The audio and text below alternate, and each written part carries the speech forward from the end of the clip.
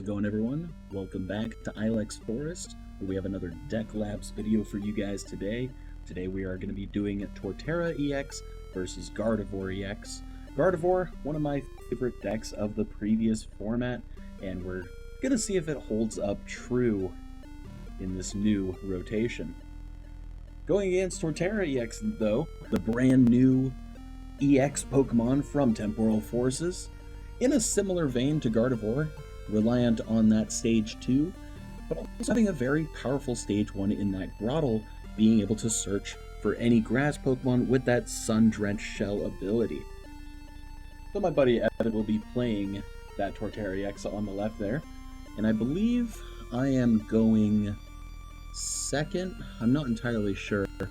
Looks like I do get lucky with a couple mulligan draws, though.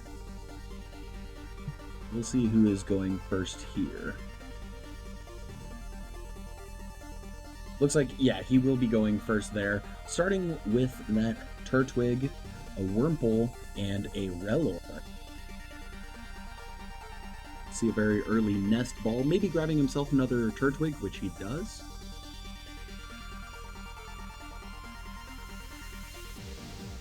And looks like he's debating playing an Ultra Ball, but instead he's going to play the Artisan first, not wanting to discard some of those resources from his hand, get a good look through the deck. A lot of times with these decks, this is our very first time playing with these decks in this brand new format, so we're not entirely sure what the right optimal way to play, what exactly is even in the deck list, so getting to search through the deck there kind of gains some knowledge. And it looks like he does have the new Shaman from Temporal Forces as well. Provides free retreat for the deck, a nice pivot option, as well as having that first attack where it can hit one of your opponent's benched V or EX Pokemon for 60 damage. Was going to be a pass from him after that, though, and I start off with a Buddy Poffin, very powerful card from Temporal Forces, searching your deck for 2 base Pokemon with 70 HP or less. So get a couple Ralts down, looks like I get that Drifloon down, with a Morty's Conviction, where you discard a card from your hand, drawing the amount that your opponent has benched Pokemon, so I will be drawing 4 cards there. Very strong supporter for Gardevoir that wants to get its energy into the discard pile anyway.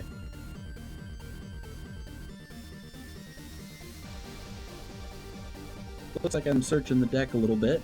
I could be going for that Artisan that Evan played down.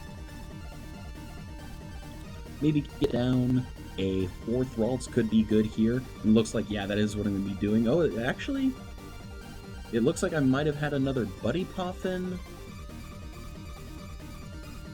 So maybe that's what I went for instead. And I grabbed the Mimikyu, which is not really super important in this matchup.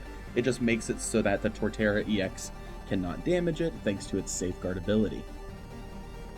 I'll be attaching a Psychic Energy to that Ralts, going for that Teleportation Burst, I believe is the name of the attack, doing just 10 damage and retreating to the bench. However, because of Turtwig's ability, reducing that damage by 20, it actually does 0 damage, but it does keep my Ralts safe on the bench there. Evan will be playing an Arven, grabbing himself a Forest Sealstone. He doesn't have any V Pokemon in play yet, but he does have the rare candy, so he can get into that Torterra EX.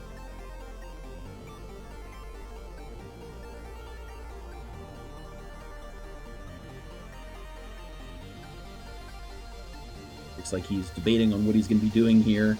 He goes for the Ultra Ball, and I remember he grabbed...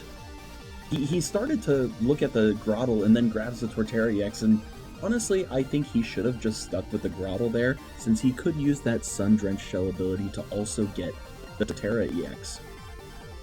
But he sticks with just the Torterra EX, says, I don't really need the Grotle. However, because of the Mimikyu safeguard, it does protect it from damage from it, buying me just another turn there. So it is just going to be a pass from him, unfortunately.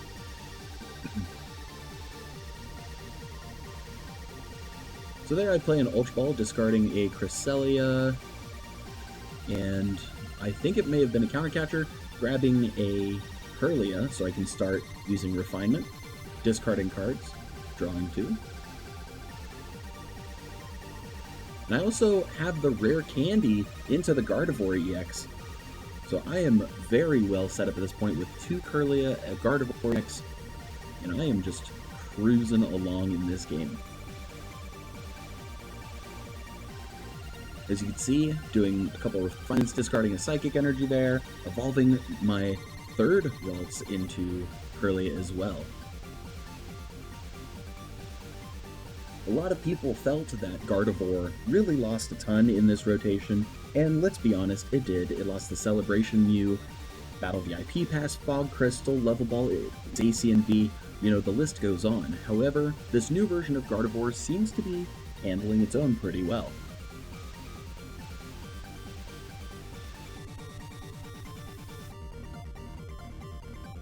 I also kind of take advantage of Mimikyu here with that safeguard, really just protecting from any damage done to it. And he kind of has to play like a boss's orders to really get around it. So I can kind of take my time here.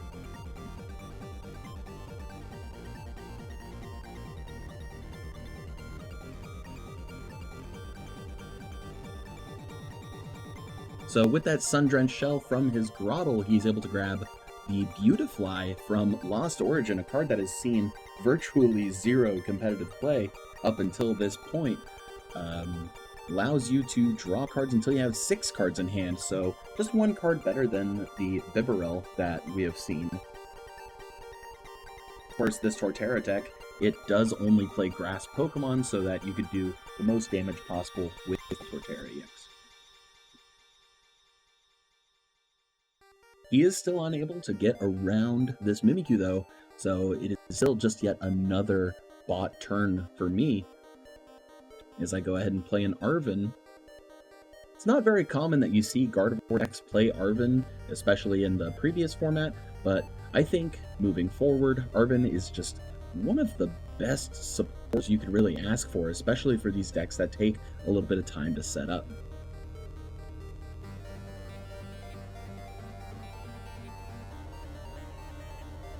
As you can see, my Curlias are really just ready to refine, get a bunch of energy into this card pile, and maybe start to power up that Driftloon here pretty soon, one of the new main attackers of the deck.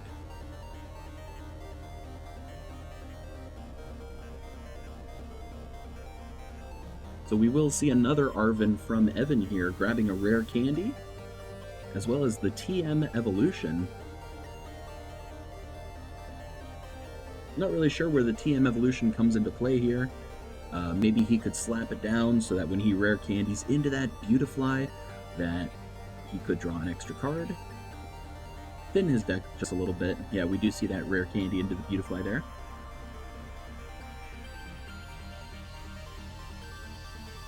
We see a Grass Energy attachment onto the Grottle. Maybe powering up into the non-EX Torterra with that Go Press attack. That is one way that he can get around that Mimikyu's save card ability, as we do see him evolve into the Torterra there. However, without a boss's orders, he's just not able to get around this Mimikyu. As you see, he does play Iono there. Provide just a little bit of hand disruption, as well as give himself a fresh new hand. Maybe he can find the boss's orders on his next turn.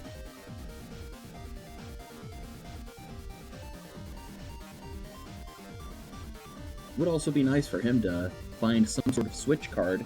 As long as that Torterra EX is active, well, Mimikyu just says, hey, I don't care that much.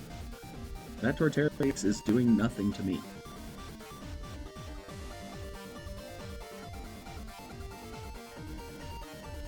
Alright, so we'll see another Ultra Ball from him. What could he be grabbing here?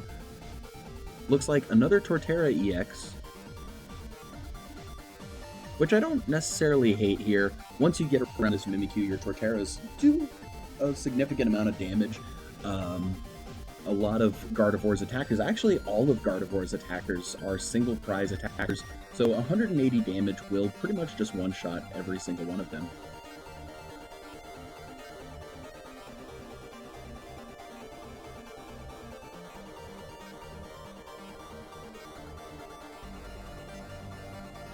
So moving into my next turn, I'm getting some more refinements off, getting way more cards into the discard pile, and pretty soon I believe I'm going to be ready to start being the aggressor. Can move my own Mimikyu out of the active and just start swinging with that Drifloon. I believe at this point, with as many refinements as Morty's Conviction that I've done, I've got to be somewhat ready to start swinging. At the same time, though, I'm also in no rush. As long as he is staring down that Mimikyu, I can kind of almost take my time.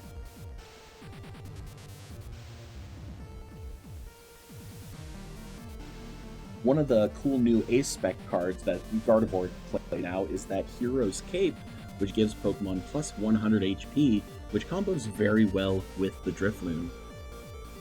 Its Balloon Burst attack, I believe it's called, does 30 damage times the number of damage counters on it, and Drifloon only has 70 HP on its own, with that Hero's Cape bumping up to 170. You could Psychic Embrace a whole bunch of energy onto it. Yes, you're damaging it itself a ton, however, you're able to swing for such insane numbers, upwards of 320 damage, I believe? Or actually, I believe it's more than that. I'm not really good at math right now. Yeah, so as you can see, I'm kind of taking my time here. I'm not quite ready to one-shot a Torterra EX with it. It's very impressive, I believe 340 HP. See another Iono from Evan here.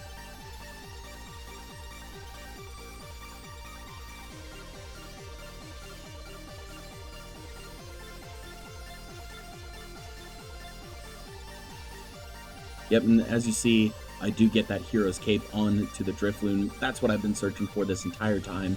So, and with the Psychic Embrace onto the Mimikyu, I am ready to retreat it. I am ready to start swinging. And yeah, actually, it is 30 times and not 20 times. So not 320, but rather 480 damage is the potential damage output from this little Drifloon. So I Psychic Embrace 4 times here, putting 80 damage on myself, just kind of running the math.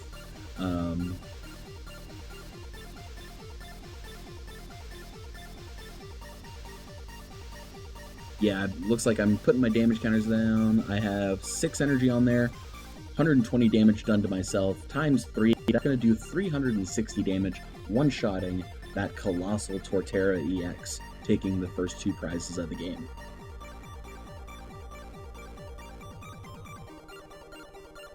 This does leave Drifloon to be pretty vulnerable here, with only 50 HP remaining, so it will be met with a responded KO from the Evo Press Torterra.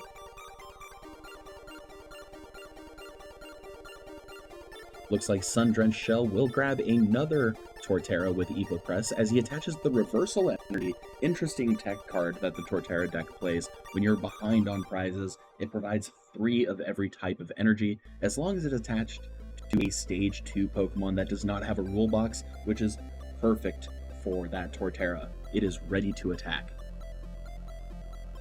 And yeah, he does knock out the Drifloon there, though I'm not too worried. I play the Super Rod, putting it right back on top of the deck, wrapping it with Artisan coming right back into play.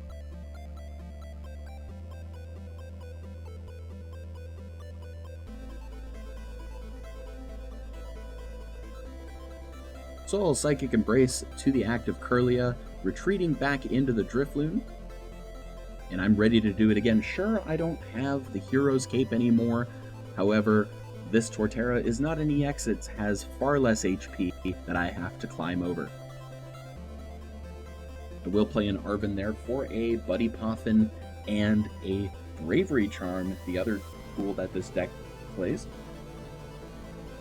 giving him plus 50 HP, which will definitely allow me to climb over the 190 HP that the Torterra has.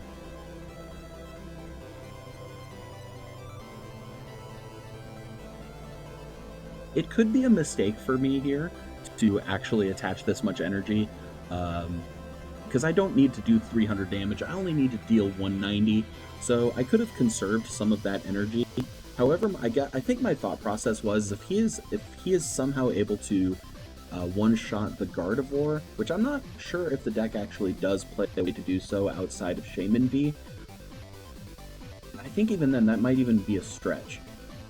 So I think my thought process was if he was able to knock out the Gardevoir EX, I would still have all that energy in play to respond KO. And we do see the Shaman V come down into play for that Revenge Blast attack. Being able to do such an insane amount of damage in the late game, especially when your opponent's taken so many prizes. It's one of those attacks that just gets stronger as the game goes on. So we'll see a Morty's Conviction from Evan here. Gardevoir's not the only deck that can play it, of course.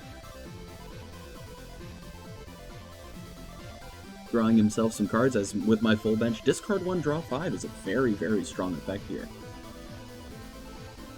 We see an energy attachment on a non-Shaman V, the other Shaman. Perhaps he is preparing for that attack. He plays the Prime Catcher as his ace spec, bringing up the Mimikyu, saying, hey, that Mimikyu, we got problems. That thing gave me so many problems, we're going to take care of it. Except, at the same time, that Shaman only does 60 damage to Vs and EXs, so the Mimikyu actually isn't even KO'd here. But yeah, it looks like he did just do the 60 to Gardevoir EX, so I'm able to Psychic Embrace, retreat. Actually, I choose not to retreat here.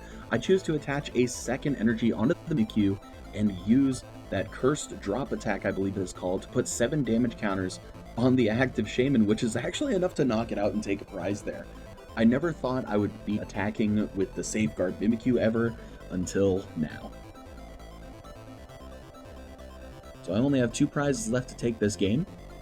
He plays a pretty well-timed Iono, though I still have 3 Kirlia in play.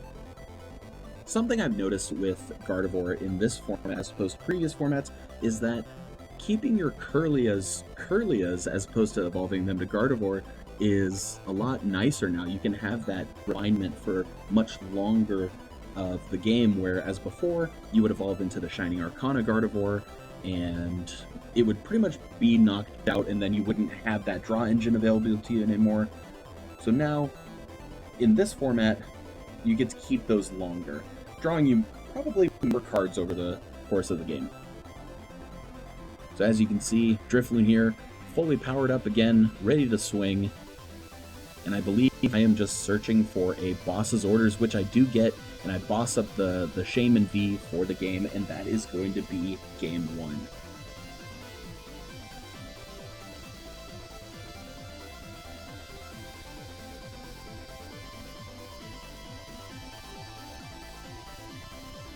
So moving into game 2 here, I do believe that Evan chooses to go second this time. Typically in these Arvin Candy builds, it is better to go second, so you can have access to those cards very early on, especially when you play like the Buddy Poffins and things like that. Going second has been very, very strong in this format. And I guess you could really say the same for the previous format right before rotation, that going second has started to mean a lot more.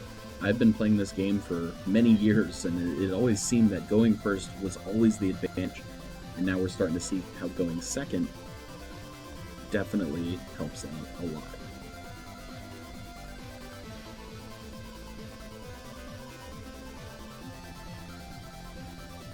It looks like Evan does mulligan, I think, a couple times here again. Pretty unfortunate for him, actually. Yeah, that is mulligan number 2. And if there's anything I've learned playing this game is that you don't want to let Gardevoir draw cards, and he is absolutely doing that.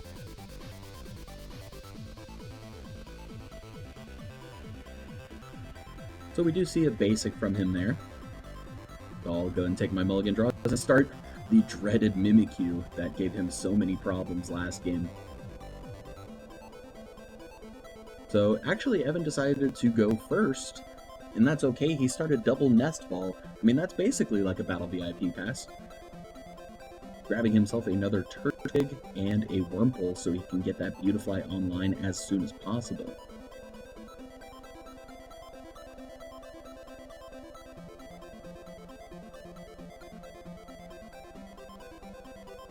We'll see an energy attachment onto that Turtwig, and I believe it is just a pass of the turn from there. Although I'm not too mad at it. You know, when you're going first, you can't play any supporters. Hey, at least you got another attacker out and part of your draw engine set up.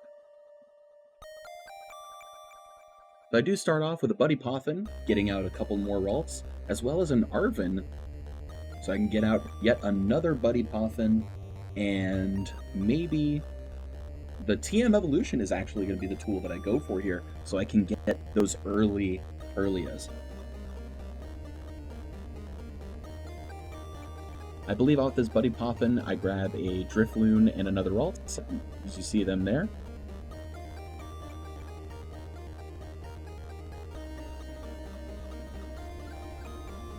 Yeah, we will see an attach onto the Mimikyu, and I will use that TM Evolution.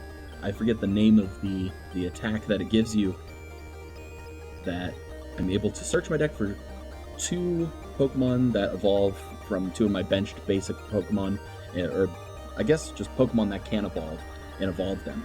It's just kind of a neat way to cheat evolution a little bit, even though it was my first turn of the game. Being able to evolve them in an attack is very good. I choose to keep the Ralts that has the Memory Skip attack unevolved, in case if that attack could ever come up. Because with the Torterra EX, it does you want to use that Forest March attack, and I could prevent it from using Forest March later on, and that's kind of why I chose to keep that one unevolved. So it looks like Evan gets down another Wurmple, and he attaches a TM Evolution of his own, though he rare candies into the Evopress Torterra, and unfortunately, the TM Evolution won't actually do anything here. I think this may have been a mistake, where you could have rare candied the active and then still use the TM Evolution evolve, bench Turtwig into Groddle. That probably would have been a lot better. However, he chose to evolve the one on the bench, so a little bit of a mistake there. However, this is, again, our first time playing these decks, so we don't quite know the optimal routes that we need to take. However, looking back, I would have rare candied the active and TM Evolution the benched Turtwig there. So I will play a Nest Ball for the Screamtail, the other main attacker of this deck. Very similar to Drifloon, where it does more damage based on the number of damage counters on it, except that that Screamtail can attack the bench as well. And since the Torterra deck is not playing any Manaphy, since it has to play one grass Pokemon, I'm not worried about any bench protection at this point. The Torterra deck does play the Rabsca from Temporal Forces, which has an ability similar to Manaphy. However, with no Relor in play, I am not worried. I can bring that tail and just start swinging his bench, start going after those Wurmples before they become Beautiflies.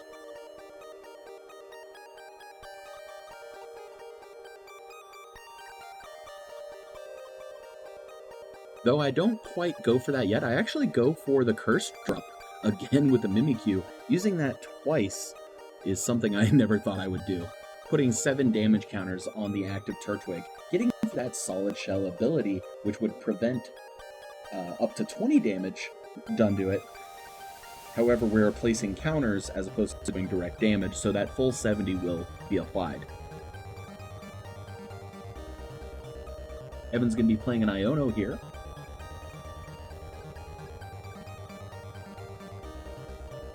We'll see what he gets off of it. Maybe he can get himself into a rare candy, into the Beautifly, start drawing some cards, getting more. I would really like to see another Turtwig come into play, so that maybe he can get that Sun-Drenched Shell Groddle into play. But I don't think we do. Yeah, so we do see the Turtwig come down.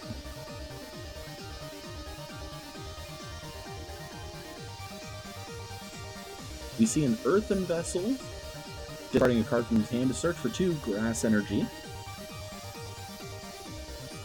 I'm not sure how much I like Earthen Vessel in Torterra at this point.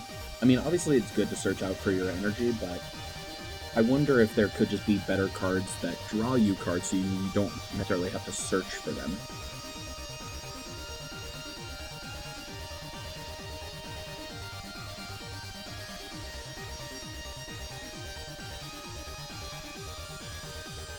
So I'm going to play an Ultra Ball there, discarding Psychic Energy and Manaphy. I don't think that's a card that ever comes up in this matchup, grabbing my other Drifloon.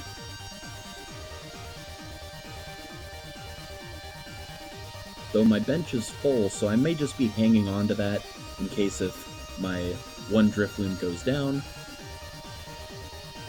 Actually, I decided to bring up the Scream Tail and start Roaring Scream, take out those Wurmples. Yeah, with just 3 Psychic Embraces, I am able to take care of those no problem.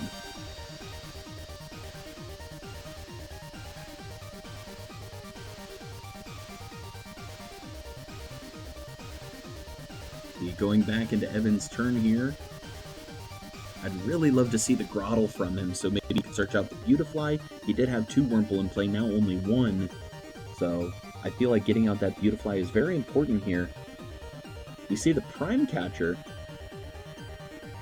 bringing up Mimikyu, saying, I'm going to take care of this with the Evo Press as soon as I possibly can.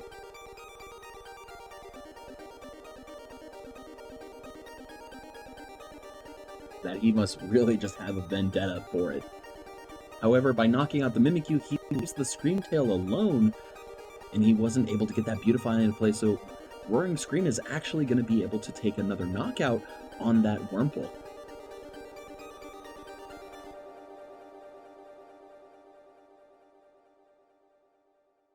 Drifloon hits the bench there, so both Drifloon are in play.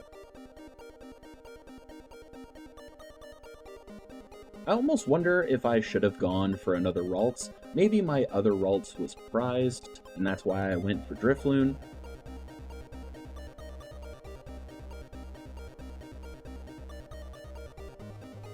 But yeah, that Roaring Scream will knock out that Wurmple there. We'll see the Shaman V have an energy attached to it. Perhaps maybe take a big knockout. Super bringing those Wurmples back, saying, hey, I really want those Beautifly. You're knocking them out before they can become full butterflies.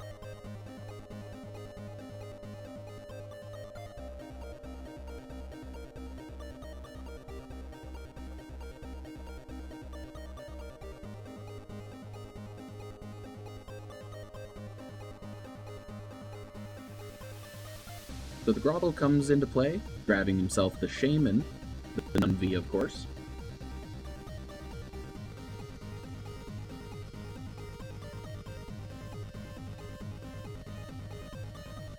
Does seem like his bench is starting to weaken, as he only has 3 on the bench there. No Relor in sight. Perhaps he prized it. Because the Rapska would definitely give this deck a hard time, effectively eliminating, you know, one of the main attackers.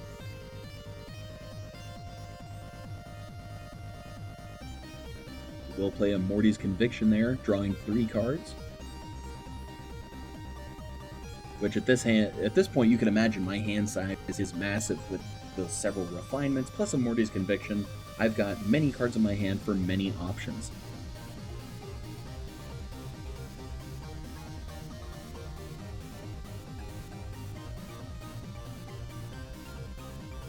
So it looks like I'm going to play a Super Blood, bringing the Scream Tail back.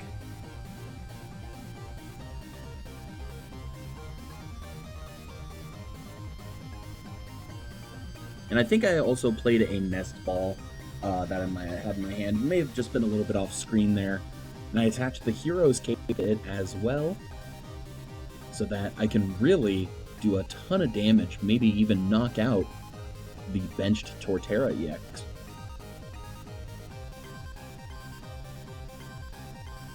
I gotta imagine that's probably what I'm doing here.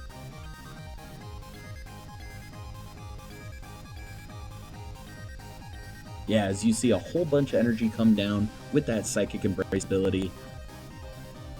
Without a doubt in my mind, I'm sure that I'm going for the Torterra EX, as you see I do there. This also puts Evan in a weird spot because he has his Torterra in the active still, the non-EX of course, with that Evo Press.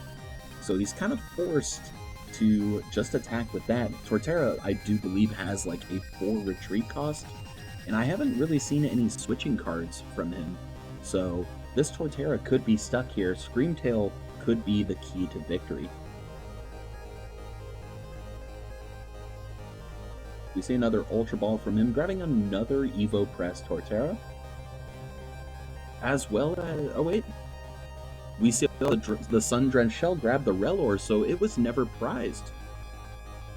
I wonder why he didn't go for it sooner. Maybe he just didn't see the line, or understand the value of the Rabska in this deck. But again, this is our first time playing these decks, so you know, not the optimal plays. It's definitely going to happen.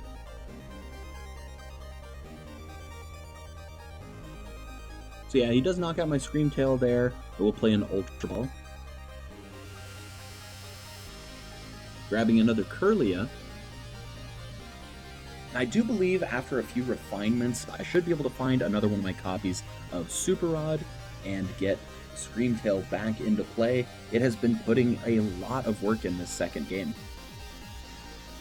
Yep, as you see, there's the Super Rod. I just bring the Screamtail back into the deck.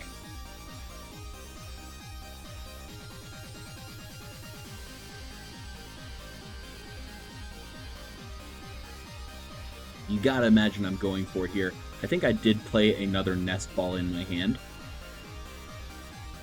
so that my discard pile is just off camera a little bit, so you can't quite tell.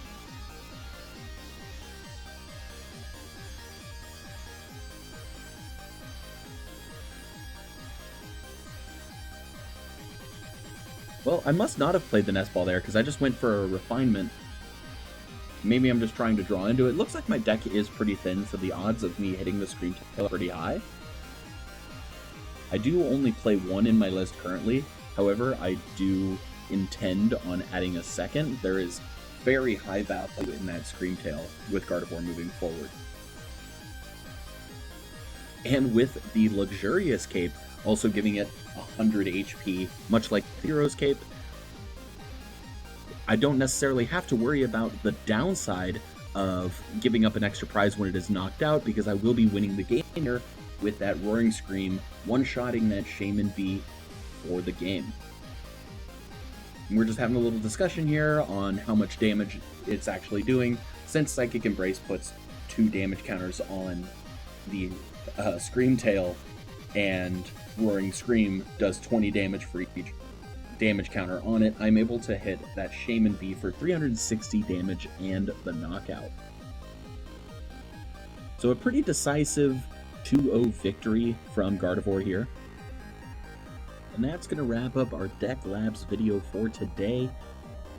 Again, an amazing showing by Gardevoir. I do think it is going to be a strong deck in our format. Let me know what you guys thought in the comments. Thanks for visiting the Ilex Forest, and we'll see you guys next time.